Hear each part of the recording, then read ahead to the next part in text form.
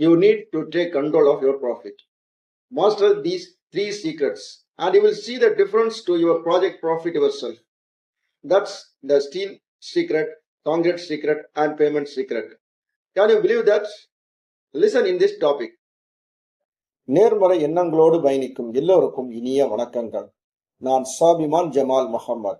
உங்க ப்ராஜெக்ட்ல யூஸ் பண்ணிட்டு இருக்கக்கூடிய ஸ்டீல் பார், அதனுடைய ஒவ்வொரு கிலோவும் உங்களுடைய ப்ராஃபிட்டை தீர்மானிக்கக்கூடிய இடத்துல தான் இருக்கும் அப்படின்னு சொன்னா உங்களால நம்ப முடியுதா?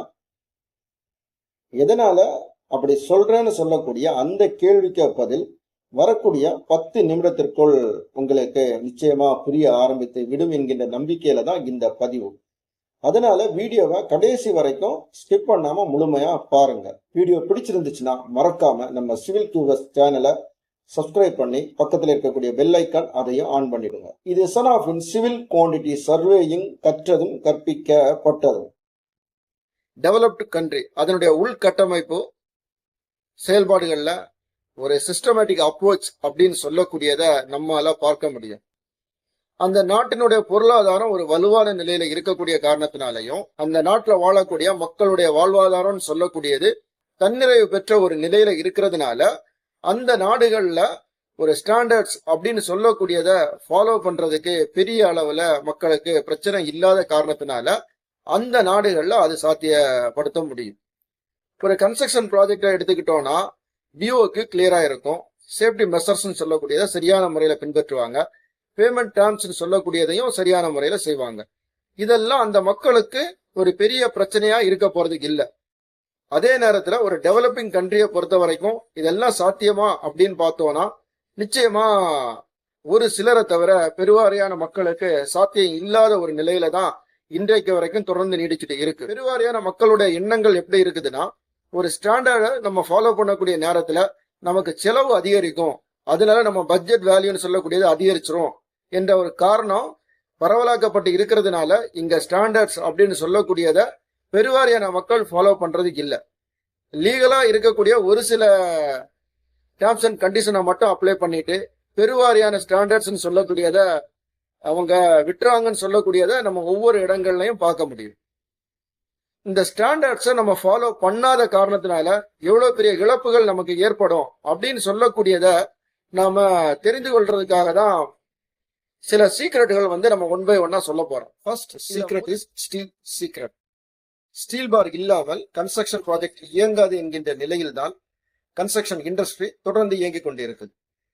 ஸ்டீல் பாருக்கான டிமாண்ட் மிக பெரிய அளவுல மார்க்கெட்ல இருக்கக்கூடிய காரணத்தினால ஸ்டாண்டர்டை ஃபாலோ பண்ணி வரக்கூடிய ஸ்டீல் பார்ஸை விட நான் ஸ்டாண்டர்ட் ஸ்டீல் பார் இங்க மிக பெரிய அளவுல புழக்கத்தில் இருக்கதான் செய்யும். ஸ்டாண்டர்ட் ஸ்டீல் பாருக்கும் நான் ஸ்டாண்டர்ட் ஸ்டீல் பாருக்கும் இடையில இருக்கக்கூடிய இந்த முரண்பாடுகளை பற்றி நமக்கு ஒரு புரிதல் வரணும் அப்படின்னு நம்ம நினைச்சோம்னா நிச்சயமா கன்ஸ்ட்ரக்ஷன் ப்ராஜெக்ட்ல யூஸ் பண்ணிட்டு இருக்கக்கூடிய ஸ்டீல் பார்ஸோட டைப்ஸ் என்ன என்ற புரிதல் நமக்கு இருக்க வேண்டியது இங்க அவசியமா இருக்கு. ஸ்டீல் பார்னுடைய டைப்ஸ் அப்படின்னு சொல்லக்கூடிய நேரத்துல அதனுடைய தன்மை அடிப்படையில அதை வகைப்படுத்தி வச்சிருக்காங்க. அதாவது mild steel bars, TMT steel bars, HYSD steel bars, CTD steel பார்ஸ்ன்னு சொல்லி வகைப்படுத்தி இருந்தாலும் டிஎம்டி ஸ்டீல் பார் தான் கன்ஸ்ட்ரக்ஷன் ப்ராஜெக்ட்ல மிக பெரிய அளவுல பயன்படுத்தப்பட்டு கொண்டிருக்கக்கூடிய ஒரு ஸ்டீல் பாரா இருக்குது. இதற்கு அடிப்படையான காரணம் என்னன்னு சொல்லி பார்க்கக்கூடிய நேரத்துல இந்த steel bar strong outer layer கொண்டிருக்கிறதுனாலையும் சாஃப்ட் இன்னர் லேயர் அதுல இருக்கிறதுனாலையும் இதை காங்கிரீட்ல நம்ம பயன்படுத்தக்கூடிய நேரத்துல அதனுடைய பாண்டிங்னு சொல்லக்கூடியது நல்ல முறையில இருந்து அந்த காங்கிரீட்டை ஒரு வலுவான காங்கிரீட்டா மாற்றுறதுக்கு மிகப்பெரிய அளவுல இந்த ஸ்டீல் பார் உதவி புரியறது முதற் காரணமா இருந்தாலும் இது கரோசன் ரெசிஸ்டன்ட் சொல்லக்கூடியது இதுல அதிக அளவுல இருக்குது. எர்த்குவாக் வரக்கூடிய இடங்கள்ல இந்த வகையான ஸ்டீல் பார்ஸை தான் பயன்படுத்தணும்னு சொல்லி ரெக்கமெண்ட் பண்றது பரவலா இருக்கக்கூடியதுதான். அதே மாதிரி அதிக வைப்ரேஷன் இருக்கக்கூடிய, அதாவது ரோடு, இந்த பிரிட்ஜ், இந்த மாதிரிப்பட்ட இடங்கள்ல இருக்கக்கூடிய பில்டிங் அதிக அளவுல வைப்ரேஷன் அந்த பில்டிங்ல ஏற்படும். இந்த மாதிரிப்பட்ட இடங்கள்ல இந்த டிஎம்டி பார் தான் சிறந்ததா இருக்கும்னு சொல்லக்கூடியத தொடர்ந்து ரெக்கமெண்டேஷன்ல சொல்லுவாங்க. அது மட்டும் இல்லாமல் இந்த டிஎம்டி பாரை கிரேட் அடிப்படையில பிரிச்சு வச்சிருக்காங்க. அதாவது FE 415, FE 500, FE 515, FE 600 Newton per mm square அப்படின்னு சொல்லக்கூடிய அந்த கிரேடை வந்து கொடுத்திருப்பாங்க. ஒவ்வொரு கிரேடுக்கும் தகுந்தத மாதிரி அதனுடைய வலிமைன்னு சொல்லக்கூடியது வேறுபடும். ஒவ்வொரு கிரேடையும் எந்தெந்த இடங்கள்ல பயன்படுத்தணும் அப்படின்னு சொல்லக்கூடியதையும் சொல்லியிருக்காங்க. இது நமக்கு தெரியக்கூடிய நேரத்துல நம்முடைய ப்ராஃபிட் அப்படின்னு சொல்லக்கூடியது மிக பெரிய அளவுல நம்ம கண்ட்ரோல் பண்ண முடியும்னு சொல்லக்கூடியதையும் இதுல நான் உங்ககிட்ட ஞாபகப்படுத்த ஸ்டீல் பாருடைய கிரேட் அடிப்படையில FE450 அப்படின்னு சொல்லக்கூடியது ஜெனரல் கன்ஸ்ட்ரக்ஷன் ரெசிடென்சியல் ப்ராஜெக்ட்ல அதிக அளவுல நம்ம பயன்படுத்தினால் போதுமானதா இருக்கும். FE500 சொல்லக்கூடியது ஹைரைஸ் பில்டிங், பிரிட்ஜஸ் இந்த மாதிரிப்பட்ட ப்ராஜெக்டுக்கு யூஸ் பண்ண தகுதியான ஒரு ஸ்டீல் பாரா இருக்குது. FE550 சொல்லக்கூடியது இண்டஸ்ட்ரியல் ப்ராஜெக்ட், அப்புறமா ஹெவி ஸ்ட்ரக்சர் வரக்கூடிய இடங்கள்ல பயன்படுத்த தகுதியான ஒரு ஸ்டீல் பார். FE600 சொல்லக்கூடியது ஸ்பெஷல் ஹை ஸ்ட்ரெஸ் ஸ்ட்ரக்சர்ஸ் வரக்கூடிய இடங்கள்ல இந்த மாதிரிப்பட்ட ஸ்டீல் பாரை பயன்படுத்தினா போதுமானதா இருக்கும். இந்த கிரேட் என்ன சொல்லியிருக்கோ அதன் அடிப்படையில நம்ம பயன்படுத்தக்கூடிய நேரத்துல நம்மளுடைய ப்ராஃபிட்டை நம்ம கண்ட்ரோல் பண்ணி நமக்கு லாபத்தை வந்து அதிகரிக்க முடியும். அது எப்படின்னு பார்க்கக்கூடிய நேரத்துல இப்ப FE450 சொல்லக்கூடியது ஒரு 55 ரூபாயிலிருந்து 60 ரூபா ஒரு கிலோவுக்கு விலை இருக்குதுன்னா FE500 சொல்லக்கூடியது உங்களுக்கு 60ல இருந்து ஒரு 65 68 ரேஞ்சுக்கு வரும். FE550 சொல்லக்கூடியது ஒரு 65ல இருந்து 75 ரேஞ்சுக்கு வரும். அப்ப FE600 சொல்லக்கூடியது 70ல இருந்து ஒரு 80 அந்த தாண்டி போகும். அப்ப இந்த ரேட்டினுடைய அந்த வித்தியாசம் இருக்குல்ல, இதை நம்ம கன்சிடர் பண்ணாம எல்லா இடத்துக்கும் ஒரே மாதிரியான ஸ்டீல் பாரை ப்ரொவைட் பண்ணக்கூடிய நேரத்துல இந்த இடத்துல தேவையில்லாம நம்மளுடைய அமௌண்ட்னு சொல்லக்கூடியது வேஸ்ட் ஆகும். எந்த இடத்துக்கு எந்த ஸ்டீல் பாரை பயன்படுத்த அவங்க அறிவுறுத்தி இருக்காங்களோ அந்த ஸ்டீல் பாரை பயன்படுத்தக்கூடிய நேரத்துல நமக்கு ப்ராஃபிட்னு சொல்லக்கூடியது கெயினாக ஆரம்பிக்கும். அப்ப இந்த இடத்தையும் நம்ம கொஞ்சம் கவனிச்சுக்கிடணும். இது ஒரு மிகப்பெரிய வந்து ஒரு சீக்ரெட்டா நிச்சயமா இதை தொடர்ந்து இருந்துட்டு தான் இருக்கு. இதற்கு அடுத்தது இந்த ஸ்டீல் பார்னுடைய டோட்டல் லெங்க்.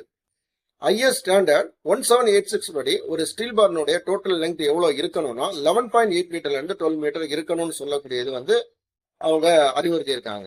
ஆனா பெருவாரியான சப்ளையர்ஸ் என்ன பண்ணிருப்பாங்கன்னா 11 மீட்டர்ல தான் ஸ்டீல் பாரை வந்து அவங்க ப்ரொவைட் பண்றாங்க.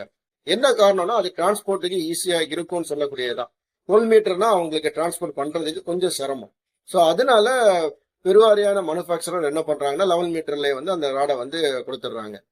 இது யாருக்கு இதனால பாதிப்பு வரும்னு பாத்தீங்கன்னா அந்த ஒர்க்கை எடுத்து செய்யக்கூடியவங்களுக்கு இதனால நிச்சயமா பாதிப்பு வரும். அது எப்படின்னா 12 மீட்டரை பொறுத்தது வரைக்கும் வேஸ்டேஜ் சொல்லக்கூடியது மிக குறைவான அளவுல தான் அதுல நமக்கு வரும். ஆனா 11 மீட்டரை பொறுத்தது வரைக்கும் வேஸ்டேஜ் சொல்லக்கூடியது மிக பெரிய அளவுல அதிகரிக்கிறதுக்கு வாய்ப்புகள் அதிகமா இருக்குது. அப்ப இந்த வேஸ்டேஜ் சொல்லக்கூடியது அதிகரிக்கக்கூடிய நேரத்துல அதனால நமக்கு மிகப்பெரிய அளவுல லாஸ் வரும். அது எப்படின்னா இப்ப 4 மாடி ஃப்ளோர் நம்ம கெட்டுறோம்னு வச்சுக்கோங்க. ஒரு ஃப்ளோருக்கு ஒரு 10ல இருந்து 12 டன் அளவுக்கு நமக்கு ஸ்டீல் தேவைப்படுது அப்படின்னு வச்சுக்குவோம். இப்ப நம்ம அந்த இடத்துல ஒரு 1% வந்து வேஸ்டேஜ் வந்தாலும் நமக்கு கிட்டத்தட்ட 100 கிலோ வரைக்கும் வேஸ்டேஜ்னு சொல்லக்கூடிய போயிடும். ஆனா இதை நம்ம கவனிக்கவே மாட்டோம். ஒரு சின்ன சின்ன பீஸ் வச்சு அந்த மாதிரிப்பட்டது 1/2 அடி 1/4 அடி இந்த மாதிரி வேஸ்டேஜ் வந்தா கூட 1% சொல்லக்கூடிய நேரம் 100 கிலோ போயிடும். இது நம்ம கண்ணுல யாரு கண்ணுலயும் மாட்டாது. அப்போ ஒரு 4 மாடி 5 மாடி கட்டக்கூடிய நேரத்துல ஒரு 500 கிலோ வரைக்கும் வேஸ்டேஜ் ஆகிரும். ஆனா 1% மட்டும் தான் சொல்லியிருக்கேன். ஆனா 1% மட்டுமாவும் நிச்சயமா இல்ல.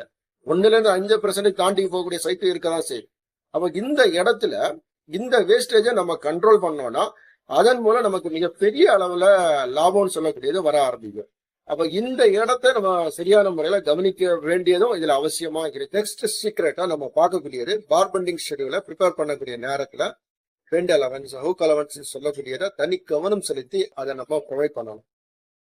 கட்டிங் லெங்த்தையும் ஃபிக்ஸ் பண்ணி கொடுக்க வேண்டியதும் இதுல அவசியமா இருக்கு. கட்டிங் லெங்த்தை நம்ம ஃபிக்ஸ் பண்ணாம நம்ம சைட்ல ஒர்க் பண்ண செய்ய சொன்னா அதனால மிகப்பெரிய அளவுல லாஸ்ன்னு சொல்லக்கூடியது தவிர்க்க முடியாததா அங்க மாறி போயிடும். இப்ப எக்ஸாம்பிளுக்கு ஒரு காலத்தினுடைய டைஸ் வருதுன்னா அந்த கட்டிங் லெங்த்தை நீங்க ஃபிக்ஸ் பண்ணாம கொடுக்கக்கூடிய நேரத்துல ஒரு ராடுல ஒரு 1/4 இன்ச்சுல இருந்து 1/2 இன்ச்சு ஒரு பக்கத்துக்கு எக்ஸ்ட்ரா வச்சு அவங்க வந்து கட் பண்றாங்க அப்படின்னு நீங்க இமேஜின் பண்ணீங்கன்னா ஒரு ப்ராஜெக்டை பொறுத்தது வரைக்கும் ஆயிரக்கணக்கான டைஸ் அங்க தேவைப்படும். அப்போ வெயிட்னு சொல்லக்கூடியது மிக பெரிய அளவுல அங்க மறைமுகமா யாருக்கும் பயன்படாம போயிடும். அமௌண்ட்னு சொல்லக்கூடியது தேவையில்லாம இந்த இடத்துல லாஸ் ஆக ஆரம்பிக்கும். அப்ப இந்த இடத்துல அந்த கட்டிங் லெங்த் செயல்பாட்டுல சரியான முறையில செய்யக்கூடிய நேரத்துல இந்த வேஸ்டேஜ்னு சொல்லக்கூடியது மிக பெரிய அளவுல நம்ம என்ன செய்ய தவிர்க்க முடியும். அதுக்கு அடுத்ததான் வேஸ்டேஜ்னு சொல்லக்கூடியது ஆஸ் பர் கான்ட்ராக்ட்ல ஒரு பெர்சன்டேஜ் கொடுத்திருப்பாங்க. அதை சரியான முறையில கணிச்சு எவ்வளவு கொடுத்திருக்காங்கன்னு சொல்லக்கூடியதை பார்த்து அந்த பெர்சன்டேஜை வந்து நம்ம என்ன செய்யணும், எடுத்துக்கணும். அந்த பெர்சன்டேஜ் நம்ம எடுக்காம இருந்தாலும் அது அமௌண்ட்னு சொல்லக்கூடிய மிகப்பெரிய அளவுல டிஃபரன்ஸ் கொண்டு வந்துடும். அதனால எவ்வளவு வேஸ்டேஜ் ப்ரொவைட் பண்ணியிருக்காங்களோ அதை படிச்ச பிறகு நம்ம என்ன செய்யணும்னா அதையும் அதுல ஆட் பண்ணி அந்த அமௌண்ட்டை கிளைம் பண்றதுக்கான வழிவகைகளை செய்து கொடுத்தாதான் நமக்கு ப்ராஃபிட்டா மாறும். இதெல்லாம் ஒரு ஸ்டாண்டர்ட்ல இருக்கக்கூடிய செயல்பாடுகள்.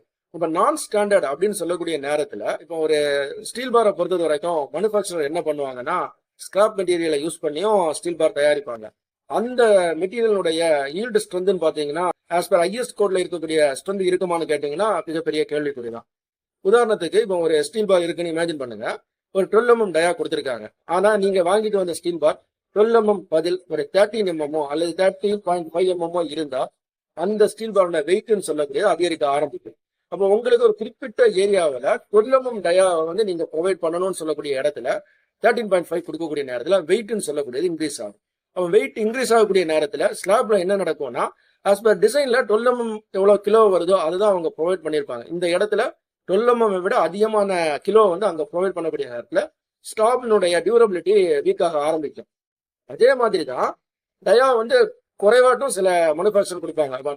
12ன்னு சொல்லக்கூடியது 11.75 11.65 இந்த ரேஞ்சில் இருந்தாலும் அதுவும் நமக்கு பிரச்சனை தான். நமக்கு லாபம் தானே நம்ம நினைப்போம். ஏன்னா வெயிட் குறையக்கூடிய நேரத்துல ஸ்டீல் நம்பரை நம்ம கணக்கு காட்டிடலாம். ஆனா இங்க காங்கிரீட்னுடைய அந்த ஸ்ட்ரென்த் ரிலேட்டடா வரக்கூடிய பிரச்சனைகளை வந்து நம்ம சந்திக்க வேண்டியது இருக்கும். ஸ்லாப்னுடைய டியூரபிலிட்டி குறைய ஆரம்பிக்கும். கொஞ்ச நாள்ல கீழே விழுறதுக்கும் சான்ஸ் இதுல அதிகமாக இருக்கும். அதனால நான் ஸ்டாண்டர்ட் மெட்டீரியல் நம்ம யூஸ் பண்ணக்கூடிய நேரத்துல இதெல்லாம் பார்த்த பிறகு நம்ம முடிவு பண்ணணும். ஸ்டாண்டர்ட் மெட்டீரியல் யூஸ் பண்ணணுமா, நான் ஸ்டாண்டர்ட் மெட்டீரியல் யூஸ் பண்ணணுமா அப்படின்னு சொல்லக்கூடிய அந்த முடிவை நம்ம எடுத்துக்கணும். அப்ப இந்த மாதிரிப்பட்ட பல தகவல்கள் ஸ்டீலுக்கு பின்னாடி இருக்கு அப்படின்னு சொல்லக்கூடிய இந்த அடிப்படை புரிதல் உங்களுக்கு கிடைக்கணும்னு சொல்றதுக்காக தான் இந்த பதிவு. இதுவரைக்கும் சொல்லப்பட்டிருக்கக்கூடிய இந்த தகவல்ல இருந்து நிச்சயமா ஸ்டீலுக்கு பின்னாடி இருக்கக்கூடிய சில சீக்ரெட் உங்களுக்கு தெரிஞ்சிருக்கும்னு சொல்லி நம்புறேன். அந்த நம்பிக்கையில இந்த பதிவை நான் இதுல முடிக்கிறேன். இந்த பதிவு சம்பந்தப்பட்ட ஏதாவது கருத்துக்கள், கேள்விகள் இருந்தா மறக்காம கமெண்ட்ஸ்ல சொல்லுங்க. அதை பற்றி நம்ம அடுத்த பதிவுகள்ல பதிவு பண்ணலாம்னு சொல்லக்கூடிய அந்த எண்ணங்களோடு மீண்டும் அடுத்த பதிவில் நாம் சந்திக்கலாம். நன்றி, வணக்கம்.